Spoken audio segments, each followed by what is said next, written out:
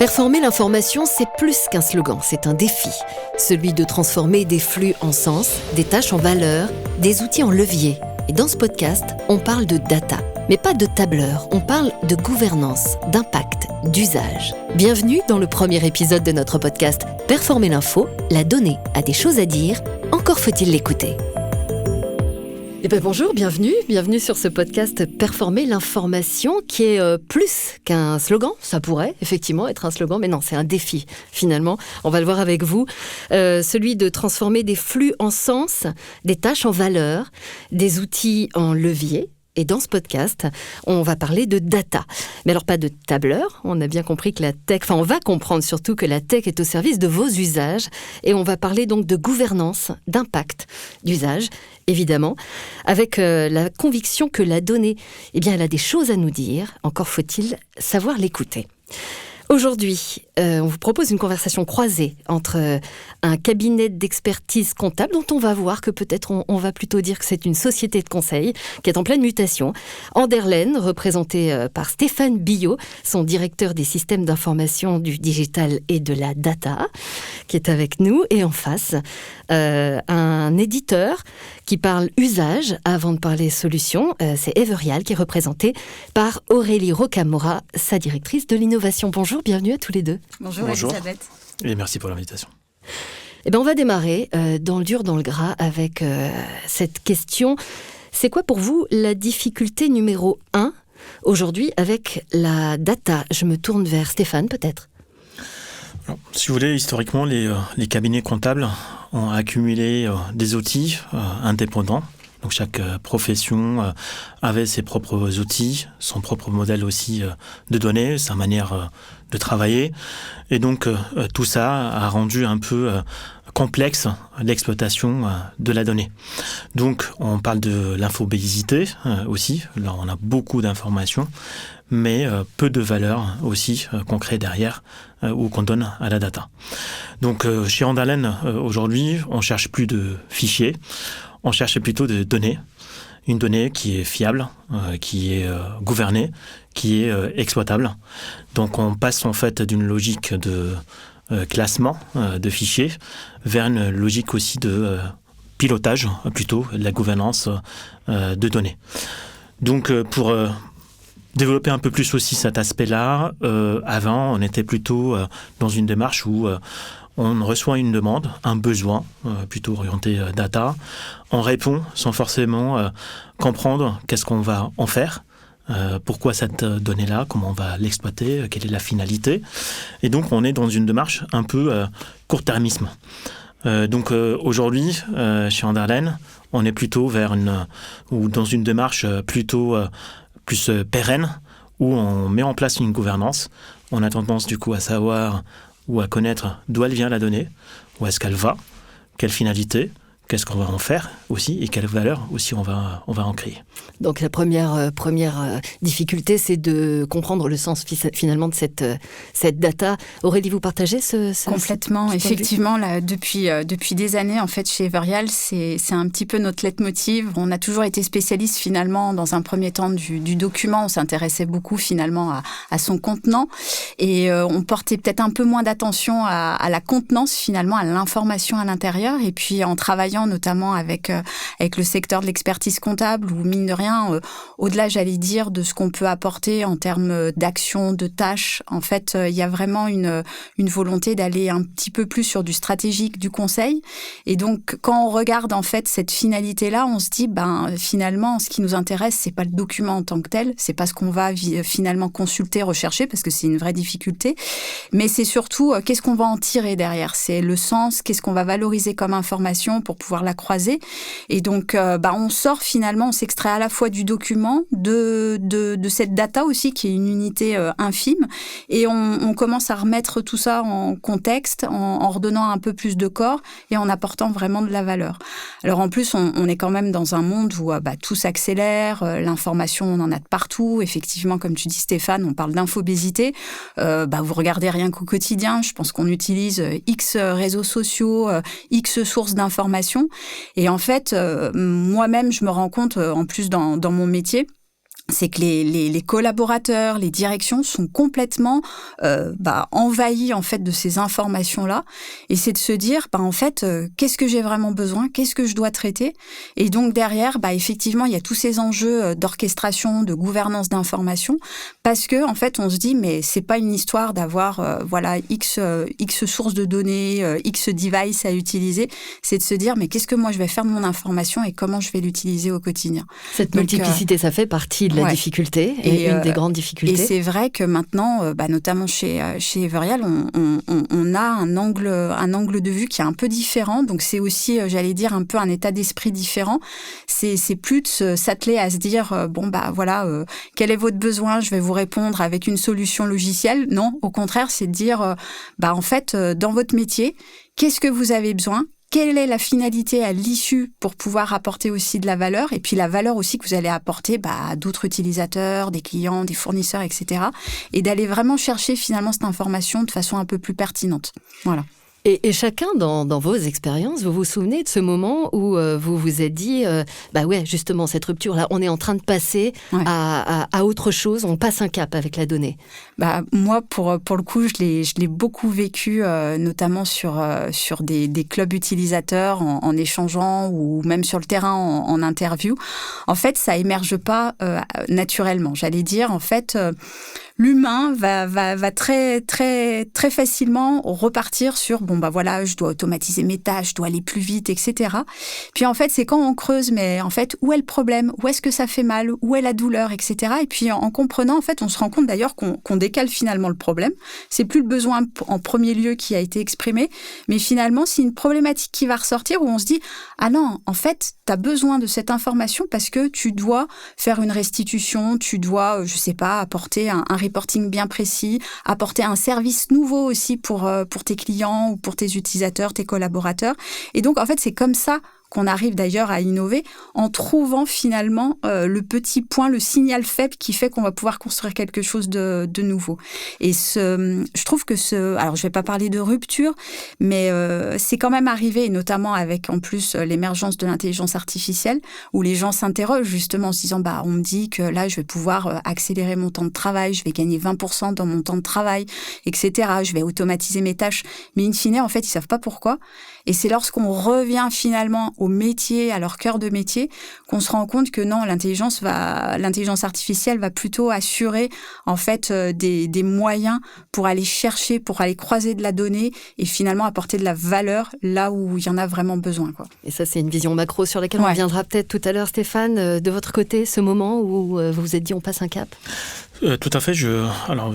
Aurélie n'a pas osé peut-être en fait utiliser le terme rupture, mais pour nous en fait c'était je disais au début c'était un changement culturel, mais c'est plutôt en fait une rupture culturelle aussi, et notamment dans nos métiers aussi, des cabinets comptables. Donc on essaye aujourd'hui d'instaurer aussi cette logique aussi data, ou en tout cas cette culture plutôt data, où on parle plus en fait outils. On parle vraiment de la confiance numérique, de la création de valeur et aussi de décisions éclairées. Et tout ça, en fait, est basé vraiment sur la data.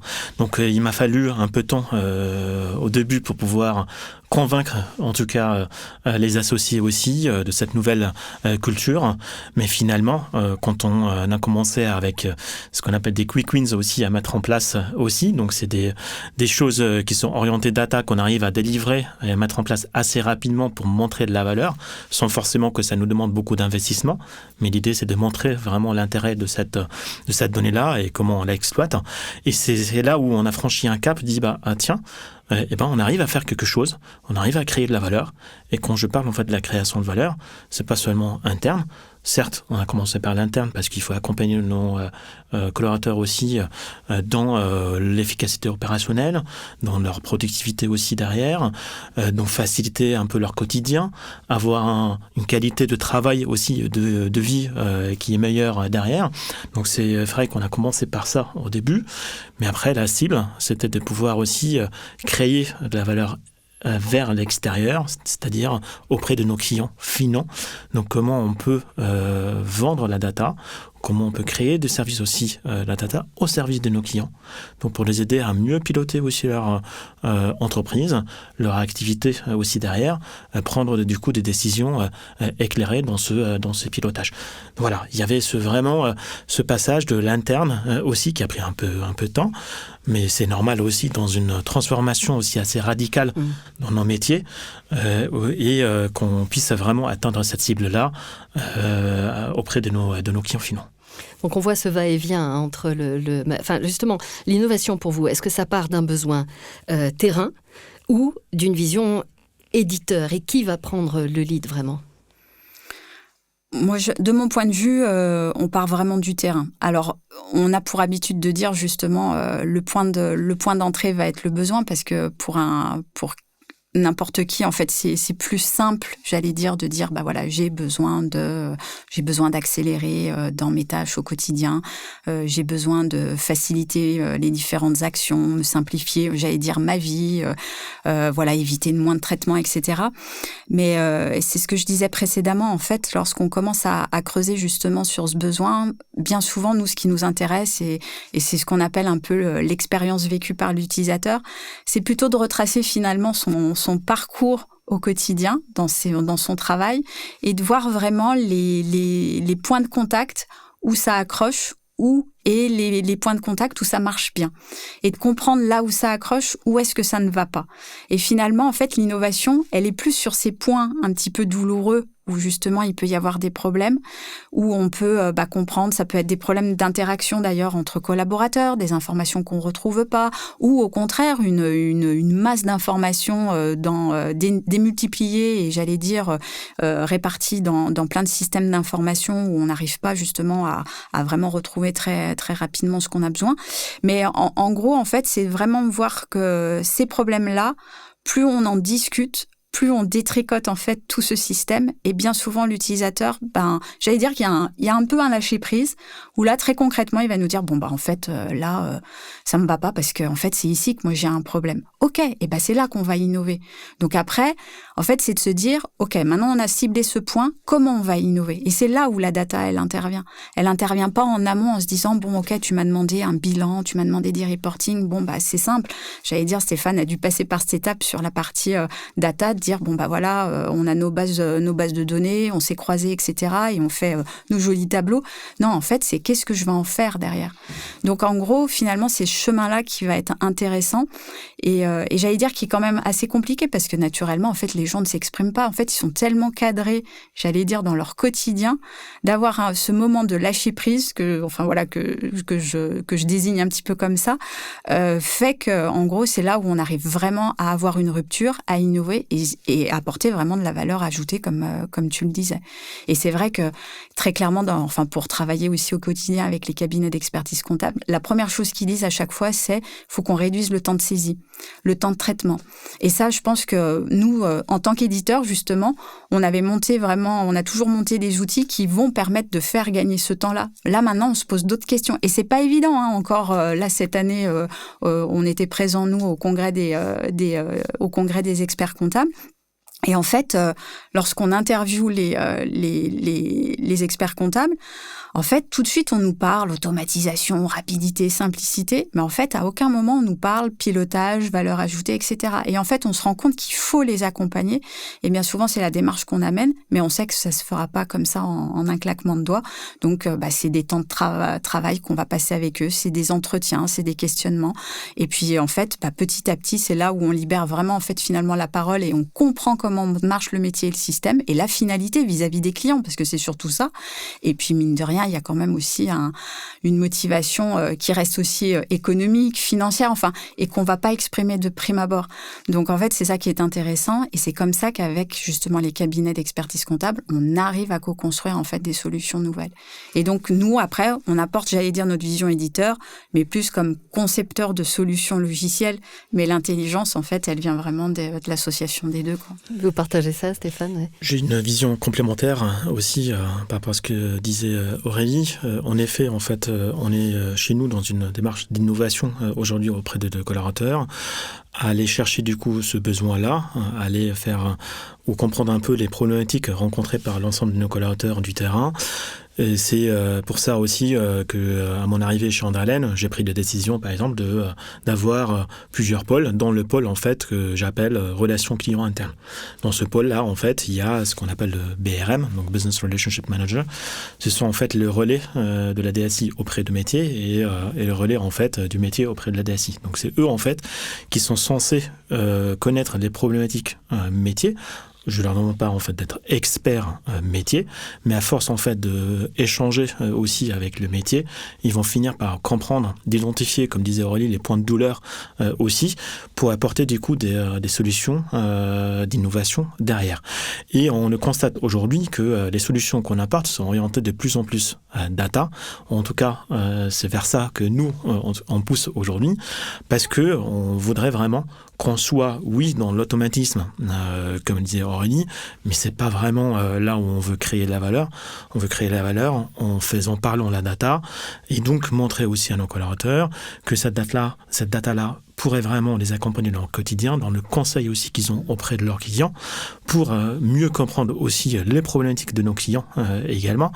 Et puis, sur le gâteau aussi, en maîtrisant la data, bien évidemment, accessoirement, on va éviter tout ce qui est double saisie, tout ce qui est triple saisie derrière. Donc, on va renforcer aussi la fiabilité autour de la donnée, mais c'est pas vraiment la finalité ou la première finalité, même si on en fait, et ça reste aussi un objectif dans ce cadre. Et c'est là qu'on va parler de gouvernance, peut-être, structurer la donnée, justement. Est-ce que ça va vouloir dire de mettre en place une gouvernance solide, ou au contraire, ou peut-être complémentairement d'ailleurs, laisser plus de liberté pour être complètement agile? Dans votre expérience, à l'un comme à l'autre, qu'est-ce qui compte le plus finalement? Stéphane, peut-être, puisqu'on est un peu parti dessus. Nous, on a mis en place une vraie gouvernance aujourd'hui autour de la donnée, parce qu'on sait que si on veut travailler sur ce qu'on appelle un référentiel de données interne propre à nous, sur des données propriétaires, entre guillemets, il faut de la gouvernance. Parce que tout simplement, et on le sait, garbage in, garbage out. Donc, si on met n'importe quoi aussi dans un référentiel de données, s'il n'y a pas la qualité, sans la qualité, il n'y a pas de valeur aussi derrière. Donc, il y a vraiment ce besoin-là d'avoir une vraie gouvernance. Et comme je disais tout à l'heure, à chaque fois qu'on a un besoin, on cherche la finalité aussi. On cherche cette logique aussi de valorisation des données. On cherche d'où elle vient, la donnée, où est-ce qu'elle part aussi, comment on va manipuler, quel traitement on va aussi faire sur la donnée, et mettre cette donnée-là à disposition de l'ensemble de nos métiers pour leur dire, écoutez, voici ce qu'on a aujourd'hui. Donc en croisant peut-être ces données-là, on arrivera à faire quelque chose que vous n'avez pas encore imaginé. Donc ça, on part aussi dans l'innovation, mais pour pouvoir vraiment y arriver, il faut passer par cette case aussi gouvernance, pour éviter aussi de faire ou de cumuler un peu les dettes aussi derrière, qui pourraient coûter très très cher dans la mise en place ou de l'exploitation de la donnée. Et de recherche de sens finalement à chaque fois au travers de la donnée. C'est vrai que ça, c'est un sujet que nous, on porte forcément, parce que c'est quand même notre motivation première sur l'information, c'est de pouvoir finalement arriver à structurer, orchestrer cette donnée, et d'arriver finalement à faire un petit peu merger les mondes justement de la data, des systèmes d'information. Et je te rejoins, Stéphane, complètement avec les experts métiers, parce que finalement en fait c'est les experts métiers qui vont apporter en fait cette structuration sur l'information, et ce sont les experts côté système d'information et data qui vont réfléchir finalement à cette orchestration, à la structuration, finalement à créer un petit peu cette partition pour pouvoir alimenter finalement les métiers et apporter cette valeur-là. Alors après, c'est vrai que c'est toujours... c'est quand même pas évident. Je pense qu'il faut quand même avoir des regards éclairés, et il faut que ça vienne aussi un peu, je dirais, du haut dans les organisations, parce que bien souvent, en fait, les métiers ont ses besoins, mais c'est par quoi on commence. On parlait tout à l'heure d'infobésité, de multisources, etc. C'est de dire, ok, il y a plein de choses, mais par quoi je démarre, comment je structure, etc. Je pense qu'il y a aussi une vraie stratégie finalement qui doit être impulsée finalement des directions générales ou directions adjointes, pour vraiment finalement mettre tout le monde dans un cadre et un accompagnement pour dire, ok, là en fait notre valeur et notre point, notre cap, c'est ça.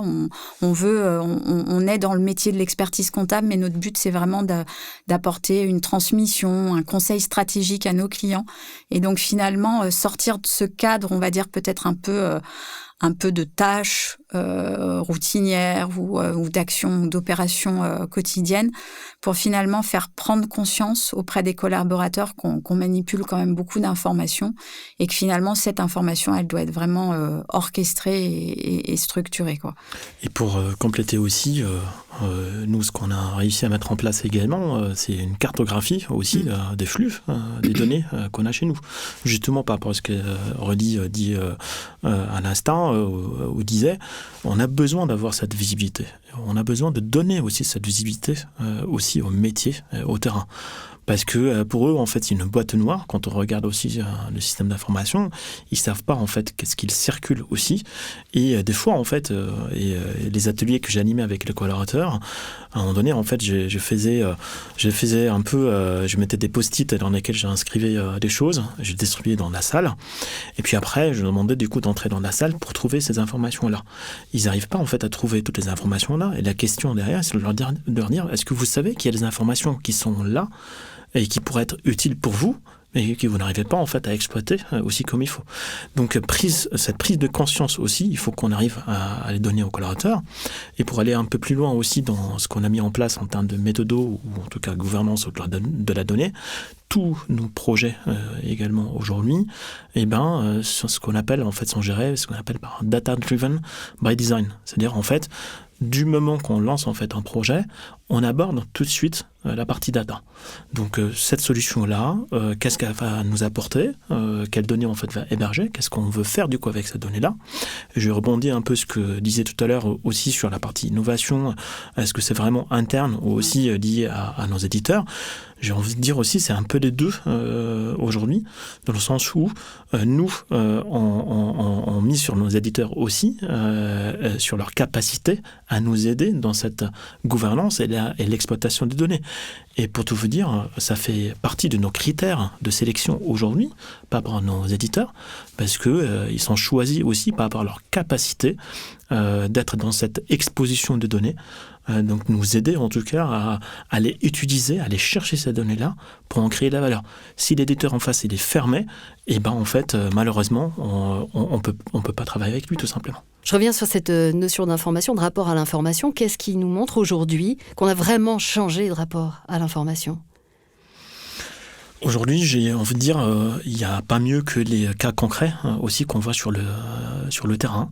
Donc, par rapport à, oui, on parle de la donnée, ça peut paraître un peu abstrait aussi pour certains, mais je reprends un peu les exemples concrets qu'on a mis en place chez Anderlen pour pouvoir mettre en avant et mettre en place aussi cette exploitation de données. On passe par des technologies, ce qu'on appelle le low-code, no-code. Donc, c'est des technologies qui nous permettent d'aller chercher de la donnée et la rendre visible, mais très rapidement. Et là, en montrant en fait aux collaborateurs les gains qu'ils ont aussi, que ce soit un gain de temps, mais aussi un gain de sens, comme vous l'aviez dit tout à l'heure, et ça démontre aussi qu'ils ont franchi ce cap-là, ils prennent conscience en tout cas du potentiel qu'il y a derrière la donnée. Je prends un exemple aussi concret. Nous, dans notre métier, on est sur des métiers réglementés. Avant qu'on rentre en contact aussi avec un prospect ou un client, il faut qu'on fasse une recherche du conflit d'intérêts. Donc, c'était une équipe qui passait 30 minutes par dossier parce que cette équipe devait aller chercher cette information-là dans différents outils, on en parlait tout à l'heure, de différentes professions aussi, de différents métiers, avec des manipulations dans tous les sens. Donc, ça prenait beaucoup de temps, 30 minutes à peu près par dossier. Donc, en ayant une donnée connectée, centralisée, fiabilisée, gouvernée aussi, on arrive du coup aujourd'hui en 30 secondes à avoir cette information. Donc rien que sur ce cas concret, aussi les collaborateurs, ils se sont rendus compte vraiment du gain qu'ils ont derrière, quoi. Ouais, je pense qu'on se rend pas compte en fait à quel point en fait tout peut être très vite éparpillé. Et puis j'allais dire en plus on a des réflexes très naturel de se dire bon bah voilà, j'ai toujours l'habitude d'aller passer par telle source pour être alimentée, pour répondre à mes besoins, etc. Et en fait, bien souvent, et je te rejoins Stéphane, quand on n'a pas cette cartographie des flux en tête, en fait, on se rend pas compte de la capacité en entreprise de tout ce qu'on brasse en matière d'information et ce qui peut être super intéressant. Alors, ce qui est compliqué quand même, c'est, tu l'évoquais, la fiabilité de la donnée, parce que justement, quand on commence à brasser beaucoup de volume, maintenant, après, quand il faut commencer à structurer et se rendre compte que la data est fiable, c'est quand même un enjeu qui est quand même important. Mais à partir du moment où en fait cette data finalement elle est bien managée, je dirais, ça reste un super vecteur, un super véhicule pour pouvoir en faire plein de choses, mais au service en fait des collaborateurs et pour les clients. Peut-être plus pour que ça soit peut-être un peu plus concret. Par exemple, je dirais dans un cabinet d'expertise comptable, on va avoir l'habitude de traiter de bilan, etc. En fait, quand on parle justement de cette force sur l'information, c'est plutôt quel conseil stratégique, en fait, à l'issue d'avoir réalisé les bilans pour mon client, je vais lui apporter, en fait. Et c'est finalement à la lecture et à la data qu'on a pu croiser qu'on peut apporter justement peut-être des indicateurs qui permettraient au client d'être plus performant, de prendre telles orientations pour son entreprise, etc. Donc, en fait, c'est là où, lorsqu'on parle de valeur ajoutée, c'est pas de s'arrêter juste à ce qu'on va faire, c'est vraiment de se dire qu'est-ce que je vais vraiment apporter et créer aussi pour mon client, parce que c'est vraiment là-dessus en fait où se porte l'innovation. Et nous, c'est vrai qu'en tant qu'éditeur, faut qu'on ait en fait cette vision. Et je te rejoins, alors dans la sélection des éditeurs logiciels, le but c'est pas nous de faire un logiciel pour en faire un et puis de répondre, j'allais dire, aux besoins lambda des cabinets. En fait, il faut qu'on soit dans la projection de se dire le cabinet, lui, il va avoir besoin d'innover avec sa structuration sur des nouveaux services, sur du conseil, sur des actions à valeur ajoutée pour son client. Donc en fait, je dois l'accompagner moi en tant qu'éditeur dans cette démarche-là. Donc en fait, on n'est plus, j'allais dire, même dans la conception produit même, on n'est pas en train de se dire je conçois mon produit pour qu'il réponde à telle chose, à telle fonction. En fait, il faut impérativement le travailler avec, j'allais dire, avec l'intermédiaire principal qui va être le cabinet dans ce cas-là, pour pouvoir aller en fait creuser et gratter en fait jusqu'où on peut aller et proposer vraiment des fonctions nouvelles. Et ça, c'est un mouvement qui est en route. Enfin, vous qui avez une vision chez Everyal sur plusieurs cabinets d'expertise comptable, c'est un mouvement qui est en route ou c'est... J'ai envie de dire, en fait, dans l'innovation, c'est finalement un petit peu le paradigme à avoir finalement et enfin à prendre en considération. J'ai envie de dire, si on n'est pas à l'écoute de l'utilisateur, de son expérience, et je rejoins Stéphane quand il dit qu'il a pris aussi en charge la partie relation client, quand on est à l'écoute en fait de son utilisateur final, quel qu'il soit, que ça soit un consommateur, c'est lui en fait qui va être la première source à faire émerger finalement le besoin, le problème. Donc à partir de là, en fait, tout commence à finalement se construire et à apporter vraiment de la valeur. Et j'allais dire, on sort un peu du cadre, j'allais dire, un petit peu restreint et resserré, de se dire, voilà, je suis éditeur, nous, typiquement, on édite une GED, une gestion électronique de documents. Voilà, très, très classiquement, on pourrait se dire, voilà, c'est un outil de stockage, de traçabilité, de partage d'informations. Oui. Là, à date, maintenant, on en fait un peu, cet état de figure. Alors, mes collègues me diraient, attends, t'as pas le droit de dire un truc pareil, mais c'est de se dire, non, en fait, qu'est-ce que maintenant notre outil peut apporter ? Parce que justement, on stocke de la masse d'informations. Et de cette information, on peut vraiment en faire quelque chose pour les clients, de nos clients. Et donc, c'est cette vision-là. Et je pense qu'on est de plus en plus là-dessus parce que, on le voit au quotidien, on est sur de la consommation rapide, on a des besoins qui vont très vite, qui sont très vite émergents, sur lesquels on attend tout de suite une réponse. Donc en fait, les éditeurs, et j'allais dire, tout métier, en fait, doivent être dans cette posture-là, quoi, pour pouvoir agir. Je compléterais aussi, oui, la data, en fait, aujourd'hui, n'est plus un livrable, mais c'est un actif aujourd'hui. Et c'est vrai que ce soit des solutions GED comme Everyal, ça fait partie, en fait, des colonnes aussi vertébrales qu'on a chez nous. Donc, c'est une colonne vertébrale aussi pour la partie data, parce que, comme disait Aurélie, c'est une mine d'or aujourd'hui d'informations. Donc il faut qu'on arrive du coup à valoriser ces informations aussi et l'exploiter aussi stratégiquement, que ce soit pour nos clients mais aussi en interne. Et si je me permets de prendre aussi quelques exemples aussi pour mieux illustrer comment on exploite aussi ces données. On a lancé il n'y a pas très longtemps chez nous une nouvelle offre qu'on appelle Underland Data, dans laquelle en fait on héberge du coup des rapports BI, donc Business Intelligence, où on exploite plutôt en fait des données qu'on met à disposition de nos clients. Et ça, c'est pour les aider, encore une fois, à mieux piloter aussi leur activité, à prendre du coup de meilleures décisions. Donc ça, c'est pour l'externe. Pour l'interne aussi, on arrive avec la donnée à mieux piloter la stratégie de l'entreprise. Donc aujourd'hui, on est d'ailleurs en plein dedans, parce qu'on est dans l'exercice budgétaire aussi pour l'année fiscale 2026. Donc on travaille sur des projets, mais en exploitant les données relatives du coup à chaque projet, on arrive à dire en fait à notre codir, est-ce que ces projets-là s'inscrivent ou pas dans la stratégie, ou est-ce que en fait sont alignés avec la stratégie. Donc on arrive à raisonner du coup par ROI, par opportunité, par risque, par complexité. Donc tout ça en fait, ce sont des données aussi, dont des outils d'aide à la décision aussi qu'on met à disposition de notre codir pour prendre une meilleure décision et donner du sens aussi à la stratégie menée par la direction. Voilà. Donc c'est une mine d'or, comme vous le disiez, pour l'interne, pour l'externe, où vous repositionnez même, vous, votre fonction et votre action dans l'entreprise. Cette mine d'or, on commence à l'exploiter. Si on se projette d'ici 5 ans, vous imaginez quoi autour de cette mine d'or ? Moi, je dirais, si je vais être un peu, entre guillemets, égoïste aussi, oui, j'ai aujourd'hui le titre de directeur de système d'information du digital et de la data. Demain, je pense que, alors excusez-moi pour le terme anglophone, mais je serai plutôt Chief Business Enabler. C'est-à-dire en fait comment je vais créer du business à partir de la data. Donc en fait, l'enjeu ne sera pas, la question qu'on va se poser, c'est pas si on a la donnée ou pas. Donc je rejoins un peu ce que disait Aurélie, mais comment on va exploiter cette donnée-là ?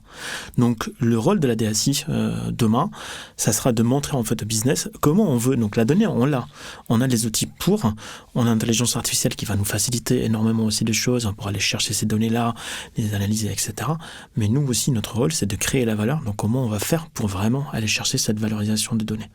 Donc oui, on est dans une étape aujourd'hui de changement culturel, d'accompagnement aussi.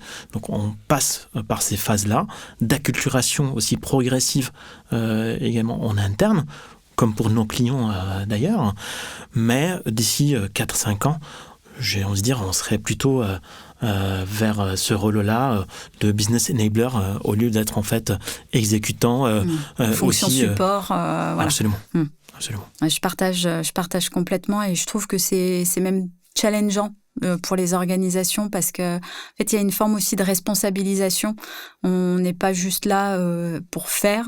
Finalement, c'est vraiment d'arriver à y mettre une intelligence finalement dans le métier, dans notre expertise et d'aller plus loin justement sur ce qu'on peut apporter comme valeur à nos clients et je rejoins parfaitement Stéphane. Je pense que demain les directions de systèmes d'information ou les directions du digital en fait ont à gagner à vraiment l'orienter côté business. Donc c'est vrai qu'il y a eu des vrais questionnements, passer un temps sur est-ce que l'information peut être monétisée, la data peut-elle être monétisée. Oui, mais avec, je dirais, c'est pas la data pour la data. Finalement, la data, ça reste qu'un vecteur à un instant, quoi. C'est vraiment qu'est-ce qu'on va en faire finalement, qu'est-ce qu'elle va apporter, quelle valeur elle va amener. Et c'est vrai que je rejoins beaucoup la vision de Stéphane sur 5 ans. Mais j'espère surtout qu'on s'attardera aussi beaucoup à la relation client parce que c'est ça quand même qui est essentiel. N'oublions pas, il y a l'humain quand même. N'oublions pas, effectivement. Et le sens dont on parlait. La data peut devenir un vecteur de sens, ou en tout cas permettre de revisiter le sens. On arrive au terme de ce moment qui est passé très très vite. Je ne sais pas ce que vous en pensez, mais enfin, on va se faire un petit exercice de fin de rencontre, des petites questions flash. La data en une image pour vous, Stéphane ? C'est l'humain aussi, parce que la data, la donnée ne remplace pas en fait l'humain, elle la renforce. Donc on l'a vu du coup par rapport aux exemples aussi qu'on a pris, que ce soit pour les collaborateurs en interne, ils passent moins de temps du coup à saisir, mais plus de temps à analyser, à comprendre, à mieux accompagner. Pour nos clients aussi, c'est plus de services, un service plus pertinent aussi, avec beaucoup plus de valeur. Pour la direction également, un pilotage aussi stratégique. Donc on met aujourd'hui l'humain vraiment au centre aussi. Et donc la technologie, pour moi, n'a pas de sens si ça ne renforce pas en tout cas la présence humaine aussi au sein de ce qu'on fait. Voilà. Moi, j'aurais peut-être une image un peu plus musicale. En fait, la data, pour moi, c'est vraiment la note de musique. Et on parlait de gouvernance, d'orchestration. En fait, finalement, ce qu'on va en tirer comme sens, finalement, pour l'humain, justement, c'est vraiment cette partition. Et donc, moi, je verrais bien une note de musique pour la data et un orchestre pour tout ce bel ensemble. Je pense qu'on peut s'arrêter sur cette note-là, justement. On pensait parler de documents, finalement. On parle de musique, presque. On parle de culture, de stratégie, de vision. Preuve que performer l'information, c'est pas juste traiter la donnée, c'est faire parler ce qu'elle dit de nous. Donc, merci à tous les deux, Aurélie, Stéphane, d'avoir participé à cette première conversation. Merci à vous, auditeurs, d'avoir écouté ce premier épisode.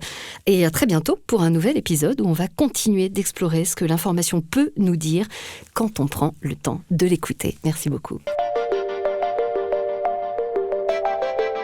Quand on parle de data, on croit parler de fichiers, de process, de solutions. Mais on parle aussi de culture, de posture, de décision. Ce qu'on fait de l'information raconte beaucoup